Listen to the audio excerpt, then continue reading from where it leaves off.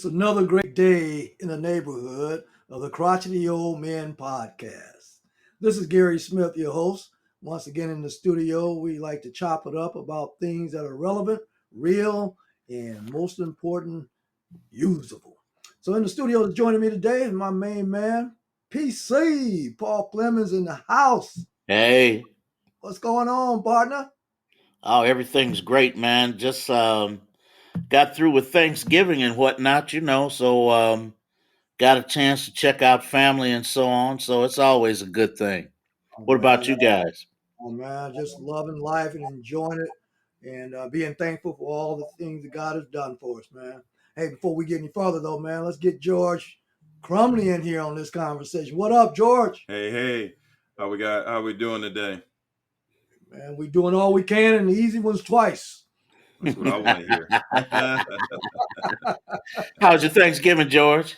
Beautiful, beautiful. It's You, always you have good a to be bunch with of family. turkey. You have a bunch of turkey to eat.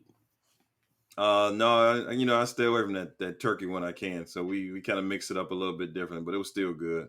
Why you do that? Got to stay healthy, bro. Got to stay Okay. Right. healthy. That's Got to right. watch what you eat. Yeah. Well, What about you, Gary? hey man, I'm like George, man. I have some greens. Let me have some baked sweet potatoes, some beans. Well, I love my dressing and stuff, but I shied away from the turkey, and I don't do ham no way. And Right.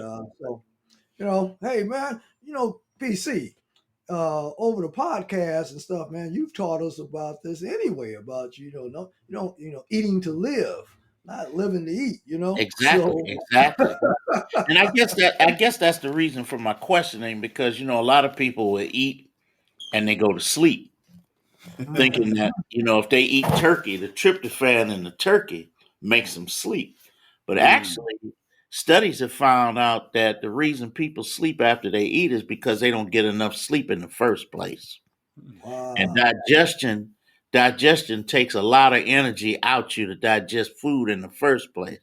So if you're not sleeping, that's the first thing you're gonna want to do after a meal. So I think today would be a good day to talk about the positive and the negative aspects of sleep. Big that. Yeah. yeah, that's a good point. What do you think, George? I'm sorry. Yeah, I think that's a very good point. So let me ask you a question. So if you eat and you sit down, say, in a comfortable chair and put the TV in front of you, is there you're obviously gonna fall asleep. I mean, there's probably no way around it. But is there a difference between eating and then maybe getting up and doing some exercise or getting up and doing something active? Sort of. You want to think in terms of okay, so you eat. Digestion probably takes anywhere between 4 to 13 hours after that, depending upon what you ate. So you want to give your chance for your body to digest before you start some exercising. But of course, exercising resets that body clock and the atomic clock in your body. So exercise is always good, before or after a meal. And then a lot of reasons why you might sleep after a meal depends upon what kind of daily regimen or routine that you have. Whether it's sedentary, versus athletic and the like. So You it know just what? depends. I'm not to interrupt, but I always thought that was an itis. You understand? What? That's And I call disease. I got you, Gary, loud and clear, baby. I got so, you. so now But you're the, breaking it down all scientific-fied and stuff, man. But thanks for the education. So, so, so go ahead and expound on this, man, because you're teaching yeah, us so thoroughly. sleep, unlike what a lot of people think, sleep is extremely important. And the reason why it's important is because when you sleep, that's the time that your cells regenerate. That's the time that your body goes through, digestion and elimination. Um, it clears your head. It helps you with focus. Um, it does a lot of things. So you want to at least get a good 6 to 10 hours of sleep every night. Okay, and what that'll promote is good brain function. You're well focused. Even your attitude. You know, we as older men, for some reason, don't. The older you get, and when you get into retirement, it's hard to sleep. I know it's hard for me to sleep, and and as a result of that, we get crotchety, which is why we've got the Crotchety Old Men podcast live and direct. But so what it does, it helps with your patterns of behavior. It maximizes your athletic performance, as we just discussed. PC. Strengthens the heart. It also helps to eradicate diabetes and type 2 diabetes. And the reason why that is because if you don't get enough sleep, the body emits cortisol, which is a fight or flight hormone. And with that cortisol in your system, your body has a less desire to process insulin, and therefore you become insulin resistant, which is why with lack of sleep, you gain weight, you're obese, your body mass index is increased. So there's a good reason why you want to sleep and you want to get enough sleep.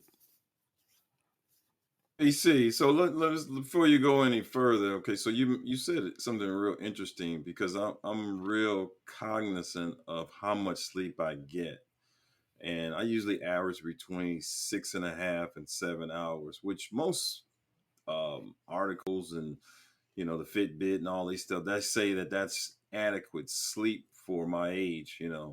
Uh, but you said between 6 and 10, which Yeah, I always thought it was between 6 and 8. So for our audience, I think that's very important because 10 hours of sleep sounds like a lot to me. If I slept for 10 hours, I don't. I would think my performance would probably be a little bit different because of the fact that, that's to me that's a lot of sleep. Depends on what you did the night before, exactly, the day before. I should say. exactly. That's what Or I would. even further, Gary, a few hours before. Give, Because, give Yeah, me because give let's me an let's look at example. this. And you're the math genius in the family here, Gary. And I'm gonna break down how our body works and why it's necessary to look at everything in conjunction with each other because nothing is separate really. So during the sunlight hours, the universe is at its maximum peak of operation. Okay. And during the sunlight hours, our bodies are at maximum peak of operation. So let's look at this. From 5 a.m. to 7 a.m., your colon is at its optimum level of operation.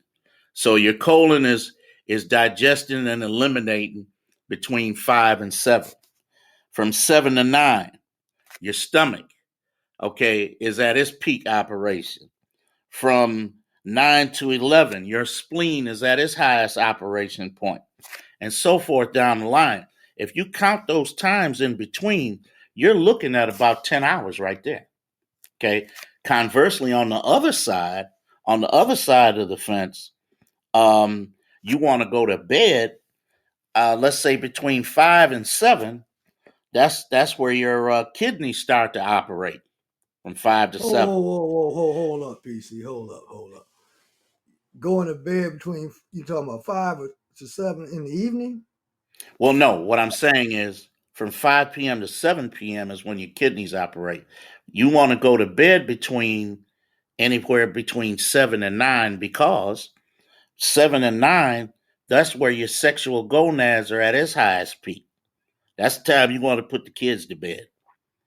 And Okay. then from from Now, 9 to 11, go ahead.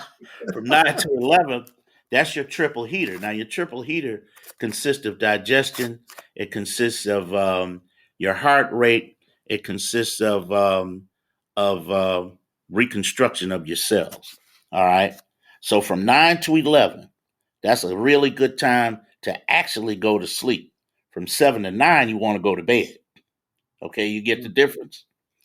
And Yeah, then got you. from 11 to 1, your gallbladder starts working. From 1 to 3, your liver starts working.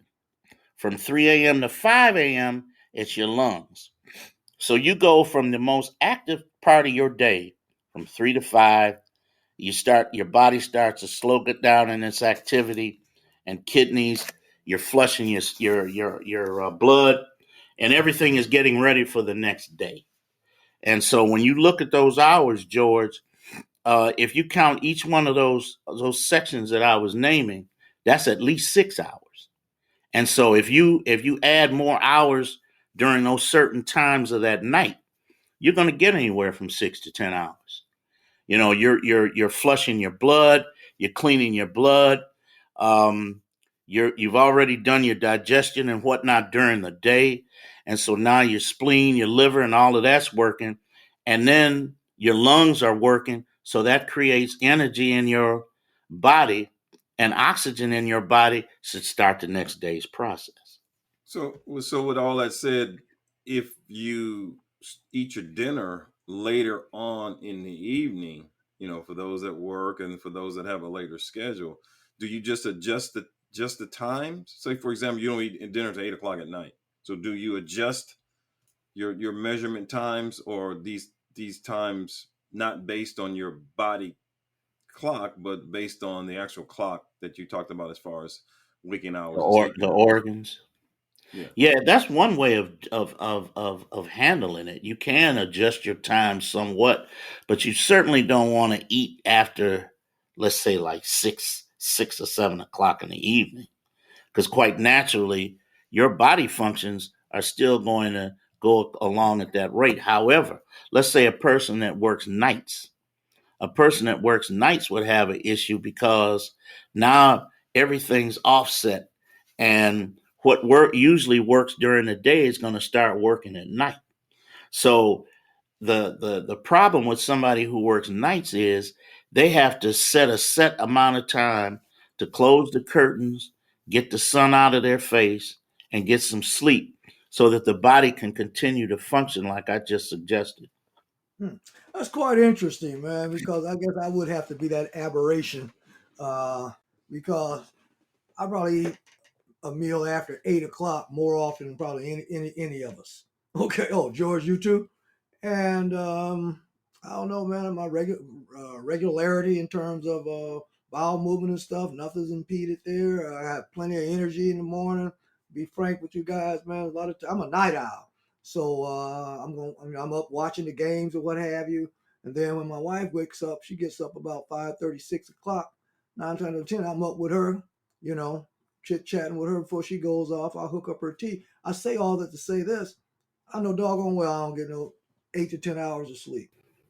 And I Okay. don't either. And yeah, and so when I hear statistics and stuff like that, and not bragging, if I'm going to boast or brag, it's going to be on God, because I am blessed to be in good health, and blessed, to not have some of those cranky things, because of lack of sleep, is what I'm trying to say.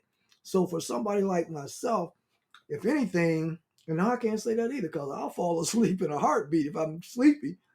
But it's the getting up at night, getting up. And I think that's probably about from drinking a lot of water. Can you address that in terms of like those body functionings, like the kidneys at this time or the liver at that time, or not at those specific times? Yeah, well, see, you hit the nail on the head, Gary, when you just mentioned that, because your kidneys, like I say, your kidneys start at 5 to 7, 7 to 9 is 6. That's a boosting of circulation and so forth. Um, your gallbladder starts. All of those things are connected to your bladder and your kidneys. And we as old men, we're gonna get up at night anyway, at least once. You know what I mean? My time is at 3 o'clock in the morning. I'll pee at 3 o'clock in the morning, and I'll go back to bed and sleep another 3 or 4 hours. So is And that the and maximum number for all of us, Master George? You shaking your head over I'm just there? keeping it real. Yeah, right, man. All right, fellas out there, y'all listening, chime in. Hit the subscribe button down there, or send us an email or something. Don't leave us out here on by ourselves now. All right, I'm sorry, PC.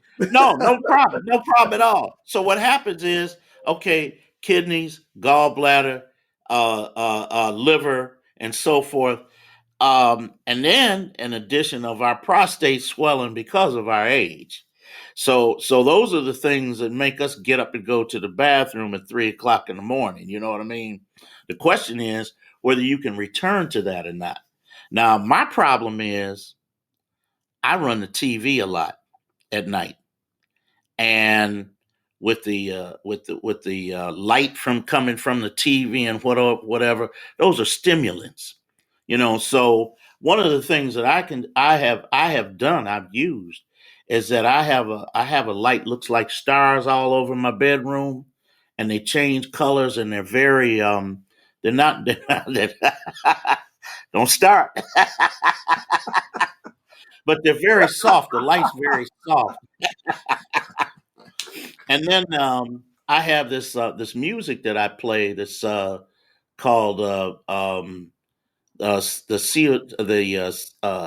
esophageal esophageal um, energy music. It's they're vibrational tones, and they have some vibrational tones specific to rest and relaxation and going to sleep.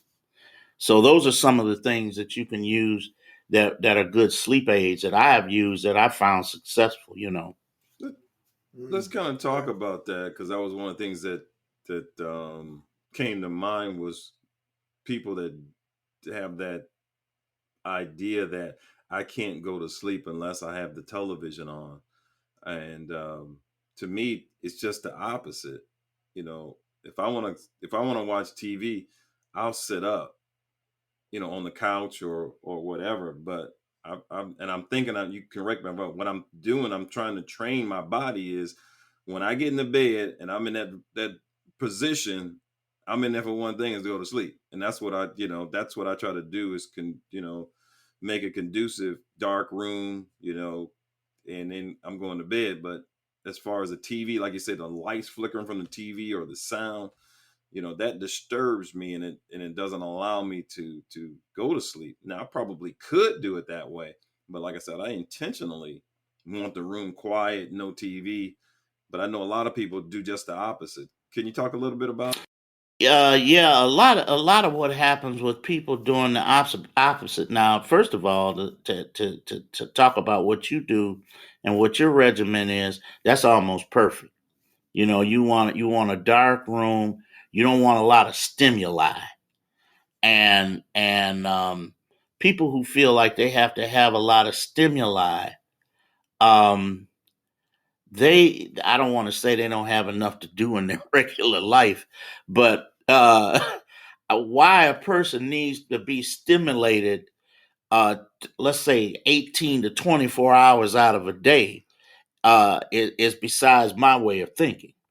So you figure if you take 6 to 8, 10 hours out of a 24-hour day, to somewhere along the line you got to be at rest. If you're pushing the body, you're stressing the body out. And that's not all bad. Stress is not all bad. I mean, if we didn't have stress, we'd walk out in the middle of the street and get hit by a car. But after you've stressed your body out with your day's rigors, that body needs a chance to rejuvenate. So the best thing, in George's case, is the fact that he turns the TV off, he goes to sleep, the room is dark, there's not a whole lot of stimuli. People who have, and I'm not saying everybody has this, but people who have addictive behaviors got to have a bunch of stimuli in their life, and as a result, a lot of a lot of aspects in their life are thrown off as a result of that. You see, Yes, sir. hello. Um, speaking of stimuli, um, there's, and PZ, I know you can help me with this, the difference between deep sleep and good sleep. What is, I think the parity between when I hear uh, you had a good night's sleep or a good night's rest, and then I know I've experienced where there's times when I've just been in really a nice deep sleep where when I awaken, I was so refreshed. versus having a good night's sleep. Well, it was maybe not. You know, I had dreams and crazy stuff. Can you expound on Sure. What a lot of medical people look at deep sleep or REM sleep, as they call it, is actually REM sleep is the first few minutes of your sleep, and then you go into this deep sleep, and that's usually where the body does its best work. Cell rejuvenation is key. When you get through that deep sleep, it's hard to wake up from hearing anything. um, you may not even wake up from your dreams necessarily, unless they're nightmares. But that type of sleep is how you are supposed to feel after you get up. You're supposed to have that rush of energy and so forth, because the body's had a chance to do everything that it was supposed to do that night based on what you did for that entire day. Good point. That was, in fact, I was looking at just recently. I've been real conscious of how much sleep I'm getting. Am I getting deep sleep? So I actually wore my Fitbit to bed. So, for example, this particular night, I got 6 hours and 17 minutes of sleep, and according to my device that I had on, it said it was in the good category. So, just to kind of break it down, I went to bed at 11:30, and I woke up at 6:38.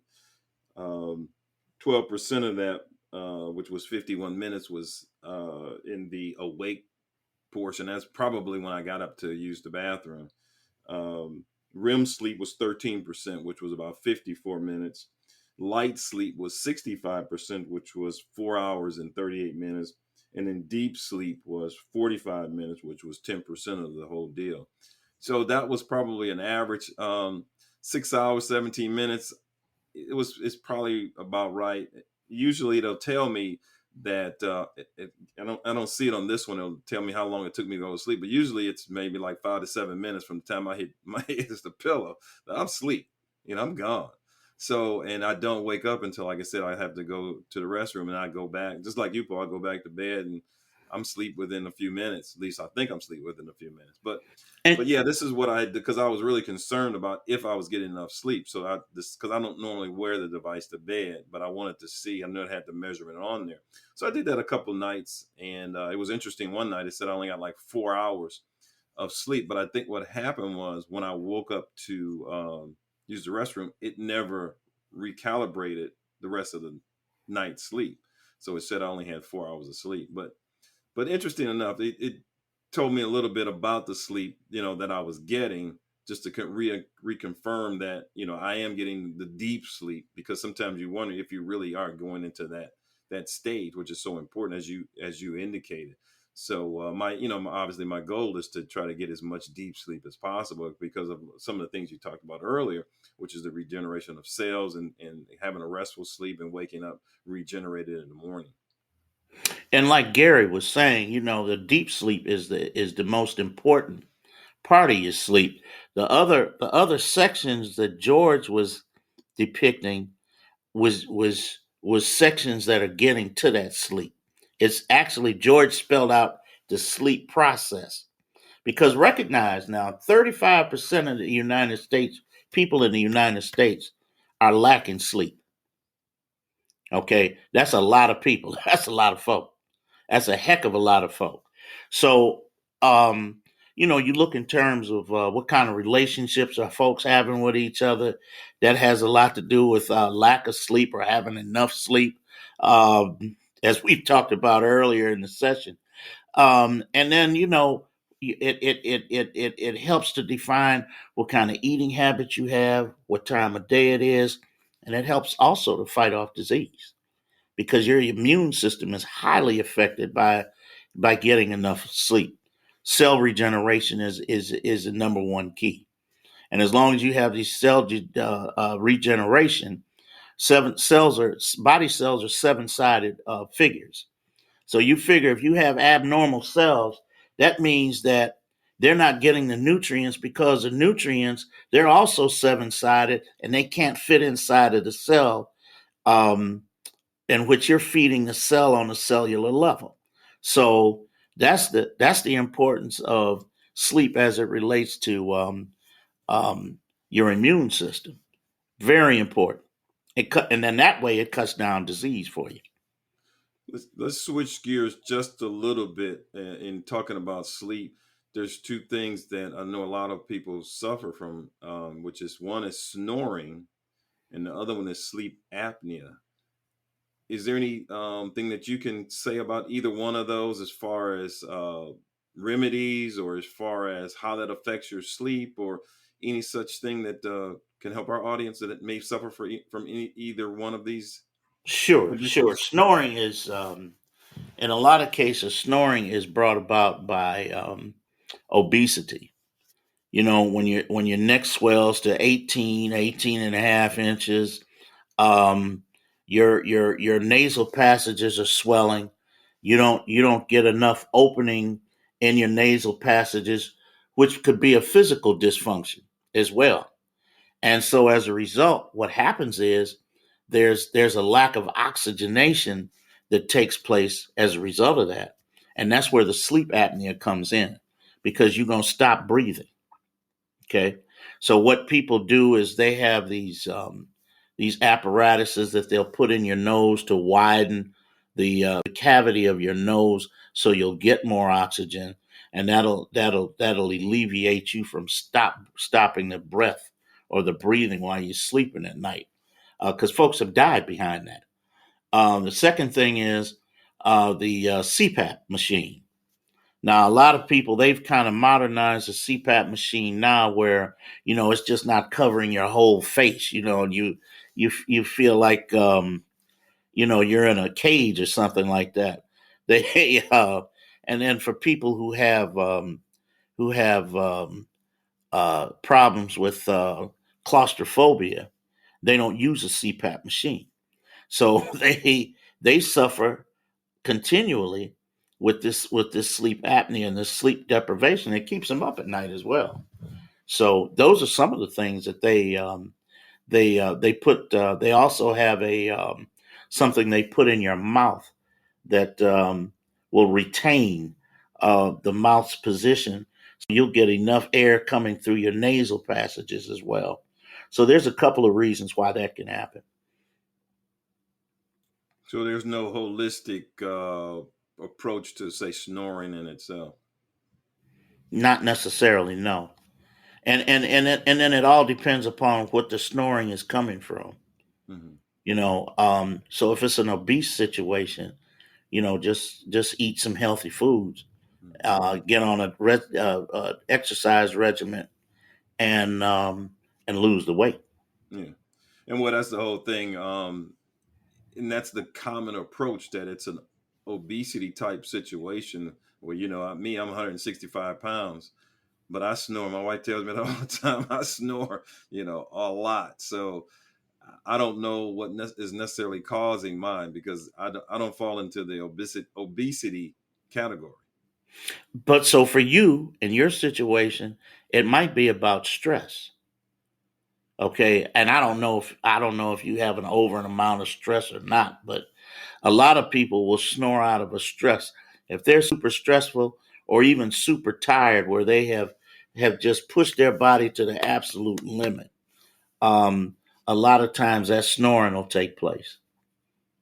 Yeah, I probably fall more in that category, that tired, because I have noticed myself that if I have a very strenuous day and I'm really, really tired, yeah, she normally And wakes you, me up you, next you, I know you personally. You have an very active life. morning. Yeah, Very athletically active life. right, right. Gary, on the other hand, he's got an active life athletically, but then most of his is cerebral. You know what I mean? He's pushing that brain. You know what I'm saying? So, and and the same results take place in either situation. That's Interesting. interesting you say that, PC, because that's exactly correct. My wife, I've been told I snore. I don't hear myself snore. I'm sound asleep.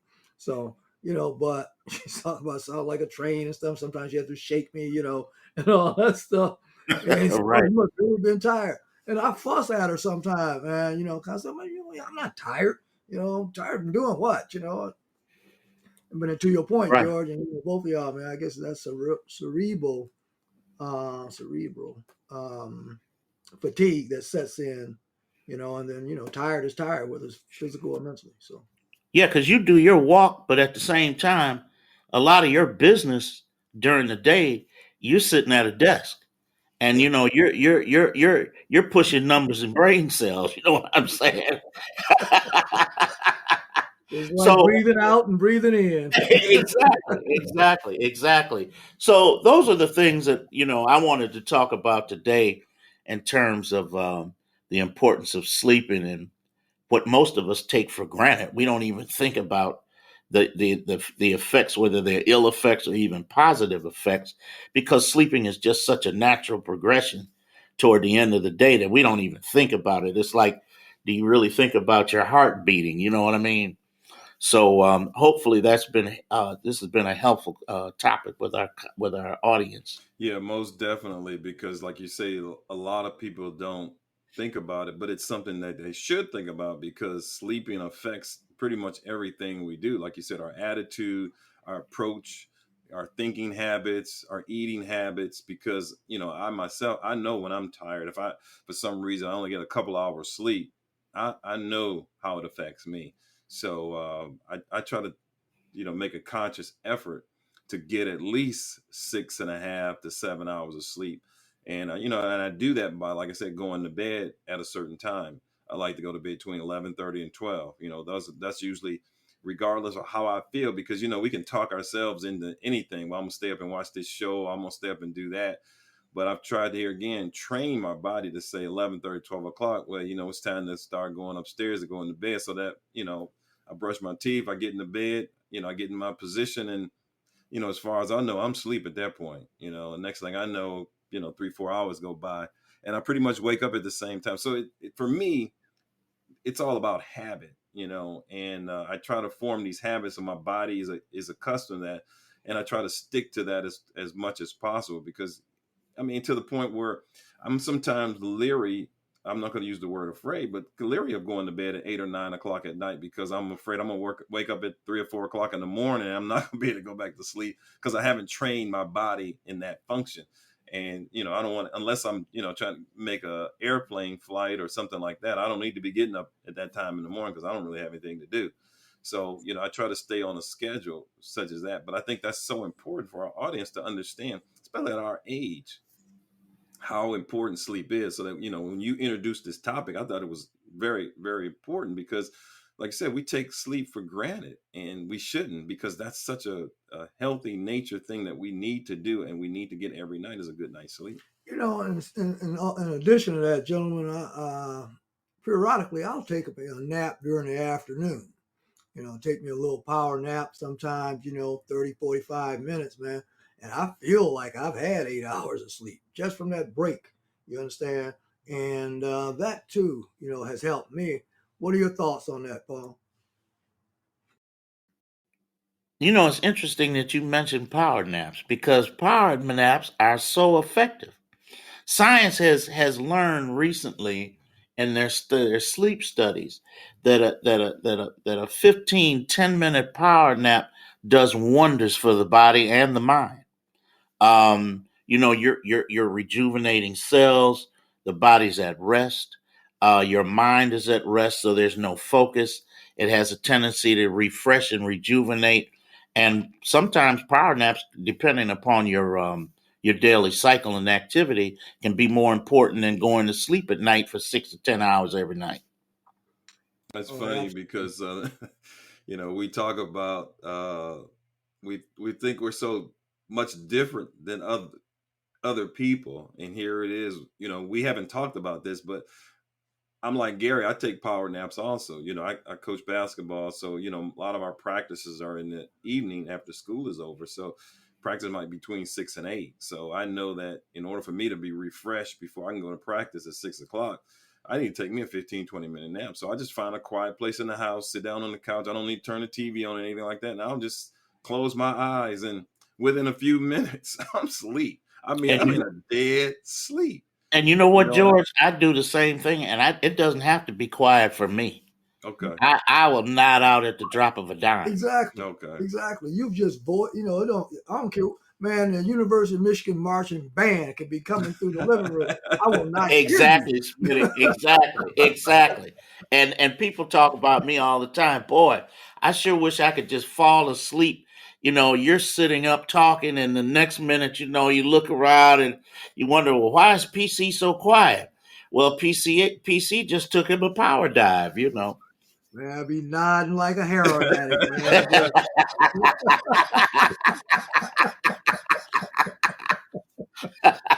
getting it in, baby. Well, guys, as always, man, this has been very beneficial. Hopefully, it's been beneficial to our audience. And, here on the Crotchet Old Man podcast, these are the types of things that we like to bring you. And in order for you to continue to listen to this stuff, make sure you subscribe. We come out with something every week where we're either talking about something holistic medicine or we're talking about financial, but whatever it is, we're always talking about something that's interesting and something that's probably going to impact you. So with that said, you want to sum it up, Paul? You want to just sum up your whole conversation, and just let our audience know what's very important, and then Gary, give us them words. Yeah, basically the idea is to get your rest. It's just as important to be active during the day and to be able to get your rest at night, to rejuvenate, to reinforce those hormones and endorphins that are necessary for good health. Requires some sleep and some downtime just to rejuvenate everything. So with that, Gary. All right. Well, since we're in the realm of the holistic thinking, man, first of all, we want to make sure that we just thank you, PC, for bringing that knowledge, my man. And I know our listeners and the audience out there certainly appreciate it too. So here we go. The quote for today is this: You are the creative power of the universe. It's time to start acting like it. With that, we're going to say this, as we always say, fellas: if you didn't know, Now Now you you now know. you know. know. There you Peace. go. Peace. Peace.